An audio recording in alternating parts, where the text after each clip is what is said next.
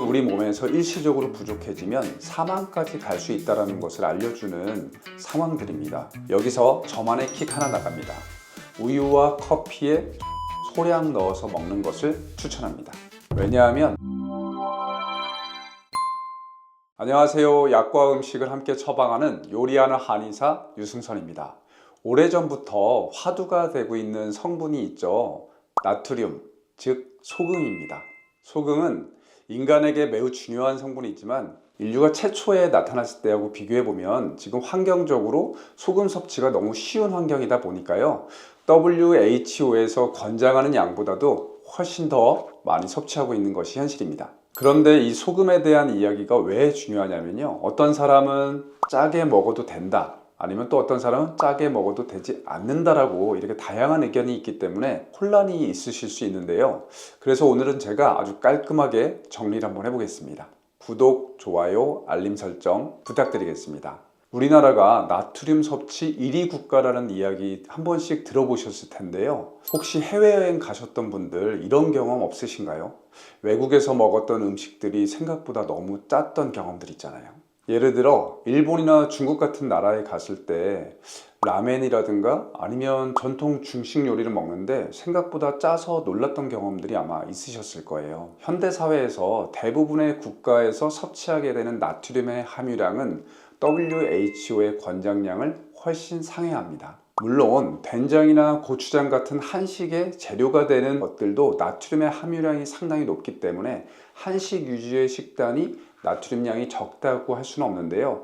하지만 다른 나라의 음식들과 비교해 봤을 때 특별히 더 높지도 않은 것이 사실입니다. 오히려 웰리스의 영향으로 상대적으로 소금을 적게 섭취해서 건강에 문제가 생기는 경우들이 의외로 주변에는 많습니다. 이런 뉴스 한 번씩 들어보셨을 거예요. 단기간에 물을 너무 많이 섭취해서 저나트륨 혈증으로 인해서 갑작스럽게 사망까지 가게 됐다는 뉴스 말이죠. 나트륨이 우리 몸에서 일시적으로 부족해지면 사망까지 갈 수 있다는 것을 알려주는 상황들입니다. 그만큼 나트륨이 우리 몸에서 매우 중요한 성분인 거죠. 저염식은 사실 신부전 환자분들이나 고혈압 환자분들에게 제한되었던 식사 방법인데요. 그러다 보니까 일반인이 이 방식을 선택하게 되면 불필요한 부작용을 경험할 수도 있습니다. 첫 번째, 저나트륨 혈증. 앞서 말씀드린 저나트륨 혈증은 혈중의 나트륨 농도가 비정상적으로 낮아지면서 무기력, 두통, 구토, 심하면 발작, 사망까지 이를 수 있는 결코 얕볼 수 없는 질병입니다. 특히 더운 여름철에는 땀을 많이 흘리게 되면서 수분만 과도하게 섭취하게 되면 나트륨의 농도가 급격히 떨어질 수 있습니다. 예를 들어 더위를 피하려고 하루 종일 물만 마셨는데 무기력하고 어지러운 증상이 나타난다면 저나트륨 혈증의 신호일 수 있습니다. 그래서 물을 많이 섭취해야 한다는 말도 맞는 말이지만요, 간간히 이온 음료나 소금 간을 한 간단한 음식을 섭취하는 것도 매우 필요합니다. 두 번째, 근육 약화와 경련. 5060 분들에게 가장 중요한 이것, 바로 근육입니다. 근육이 약화되는 것은 기대 수명이 배로 줄어들게 되는 치명적인 손실입니다. 나트륨은 신경과 근육에 중요한 역할을 하다 보니 나트륨 부족은 신경신호 전달과 근육 수축에 영향을 미칠 수 있습니다. 세 번째, 혈압의 과도한 저하. 말씀드렸다시피 저염식 같은 경우는 고혈압 환자분들에게 추천되는 식단이다 보니까요, 저혈압 환자분들이 적정 수준의 나트륨을 섭취하지 않을 경우에는 극심한 저혈압 증상을 경험할 수 있습니다. 그렇다면 소금을 어떻게 먹으면 좋을까요? WHO에서 괜히 나트륨의 섭취량을 정해놓은 건 아닐 테니까요. 이 부분 집중해서 보시면 소금 제대로 활용하는 법에 대해서 확실히 알고 가실 수 있습니다. 소금 얼마나 먹어야 하는가? 중요한 건 내 몸속에, 보통 소금에 대한 이야기를 하면 얼마나 먹어야지 적절한 것인가 많이 궁금해 하시더라고요. 섭취량이나 농도 같은 건 크게 중요한 건 아닙니다. 왜냐하면 사람마다 나이, 체중, 땀을 흘리는 양, 그리고 운동량, 그리고 식생활도 개인 차이가 있기 때문이죠. 그래서 중요한 건 내 몸속의 염도가 어떻게 유지되고 있느냐인데요. 조금 번거로우시더라도 매일 아침 소변을 통해서 염도를 측정했을 때 1.1에서 1.8 정도의 염도가 측정된다면 적절히 나트륨 섭취를 하고 있는 것입니다. 실제로 염도를 측정해보면 생각보다 염도가 낮은 분들이 많으실 겁니다. 꼭 한번 직접 해보시는 걸 추천합니다. 칼륨과의 찰떡궁합, 무조건 많이 들어간 음식과 함께 먹어라. 아무리 강조해도 지나치지 않는 이야기가 칼륨에 대한 이야기입니다. 혈액 내 나트륨의 농도가 높아지면 혈압 상승의 주요 원인이 되죠. 왜냐하면 나트륨이 혈관벽에 수분을 끌어들이기 때문입니다. 그럴 때 칼륨을 함께 섭취하게 되면 나트륨의 배출을 도와주게 되니까 혈압이 낮아지게 되는 거죠. 그리고 혈관을 이완시켜주는 역할도 하기 때문에 혈압 조절에 도움이 됩니다. 칼륨이 충분할 경우 나트륨 섭취가 증가하더라도 심혈관계 질환이나 고혈압의 위험도가 낮아질 수 있습니다. 그리고 장이 나트륨 배출을 활성화할 때 칼륨은 이를 보조해서 수분 및 전해질 균형을 유지해 줍니다. 제가 여기서 칼륨이 많이 포함된 과일을 소개해 드리겠습니다. 바나나, 멜론, 키위, 오렌지, 석류, 말린 과일 같은 것들이 이에 해당합니다. 이어서 칼륨이 많이 포함된 채소도 소개해 드릴 건데요.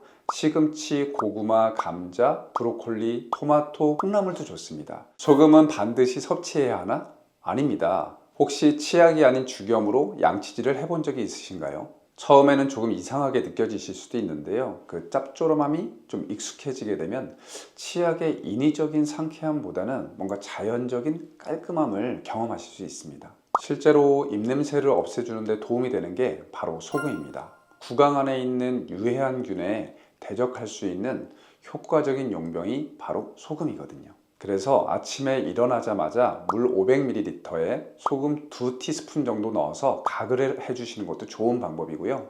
죽염을 적정량을 입에 넣어서 녹인 이후에 뱉어내는 것도 좋은 방법입니다. 소금을 이렇게도 활용할 수 있다는 방법 하나 더 알려드리려고 하는데요. 따뜻한 물에 소금을 높은 비율로 타서 먹으면 체기가 내려갈 수 있습니다. 이게 가능한 이유는 과학적으로 증명되었는데요. 크게 두 가지만 설명을 드리자면 첫 번째는 우선 위산 분비를 촉진시켜 줍니다. 소금의 염화이온은 위산 생성의 필수적인 성분입니다.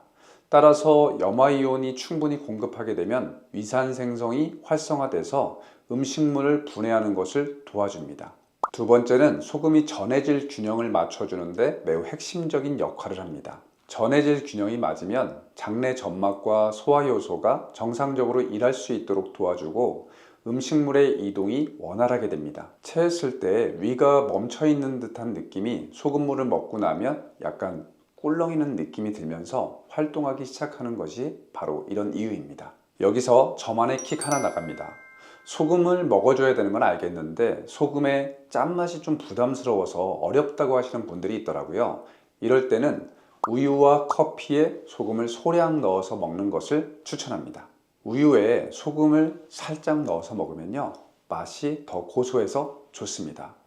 특히 불면증이 있으신 경우에 신경 안정 효과가 있는 소금을 따뜻한 우유에 살짝 넣어서 먹으면 숙면을 취할 수 있어서 좋고요. 커피 같은 경우도 소금을 넣게 되면 커피 특유의 쓴맛이 줄어들고 평소와는 다른 조금 색다른 커피 맛을 즐기실 수도 있습니다. 이것은 소금에서 나온 나트륨 이온이 혀의 수용체에 결합을 해서 뇌가 쓴맛을 인지하는 것을 막아주고 상대적으로 단맛에 대한 인지를 더 높여주기 때문에 그렇습니다. 자, 이제 평소에 소금의 짠맛 때문에 드시기 부담스러웠던 분들도 쉽게 드실 수 있겠죠? 이런 분들은 소금 섭취에 유의해 주세요. 첫 번째는 고혈압 환자입니다. 고혈압 환자는 나트륨 섭취가 과하게 되면 혈압이 상승하게 되면서 심혈관계 질환의 위험도도 높아지기 때문에 무엇보다 소금량을 줄이는 것이 중요합니다. 두 번째는 신장질환 환자입니다. 과도한 소금 섭취는 신장에 부담을 줘서 체내의 나트륨과 수분의 균형을 악화시킬 수 있습니다. 세 번째는 신부전 환자입니다. 소금 섭취가 과도하게 되면 체액저류가 발생해서 증상이 악화될 수 있으니까 섭취를 제한해야 합니다. 이러한 질환을 가지신 분들은 주치의와 상담을 해서 적절한 소금 섭취량에 대해서 가이드를 받으시는 것이 좋습니다. 그렇다면 어떤 소금을 먹어야 할까요? 우선 가글용 소금을 말씀드리자면 염화나트륨 99% 이상의 정제소금이나 제제소금이면 충분합니다. 마트에 가면 아주 쉽게 구입할 수 있고요. 이 조건만 충족한다면 가격이 저렴한 제품도 무방합니다. 그렇다면 직접 섭취하는 소금은 어떤 걸 골라야 할까요? 왈가왈부가 있지만 사실 어떤 소금을 선택해도 크게 문제는 없습니다. 과거에 바다가 깨끗했을 때는 천일염을 선택하는 것이 최상의 선택지였지만요. 요즘은 마냥 그런 상황은 아니기 때문에 사실 정제염을 선택해도 큰 문제는 없습니다. 그리고 한 번쯤 들어보셨을 그 핑크 솔트 있죠? 이런 암염을 드셔도 좋습니다. 좋은 식습관으로 건강을 유지하려면요, 무엇보다 꾸준히 하는 것이 매우 중요합니다. 그러려면 비싼 재료, 구하기 어려운 재료 이런 것들보다는 가격 부담도 없고 구하기도 쉬운 재료를 적절히 잘 선택하는 것이 매우 중요합니다. 그러니 소금 같은 경우도 취향껏 골라주셔도 무방합니다. 오늘 영상은 어떠셨나요? 일상의 식재료 중에서 다양한 의견이 있는 부분에 대해서 명쾌하게 설명을 해드리려고 오늘 소금을 선택을 했는데요. 보시고 이외에도 또 다른 궁금한 점이 있거나 그러면 댓글로 남겨주시면 좋은 컨텐츠로 만들어 보겠습니다. 그럼 여기까지 보셨다면 구독, 좋아요, 알림 설정 부탁드리겠습니다. 감사합니다.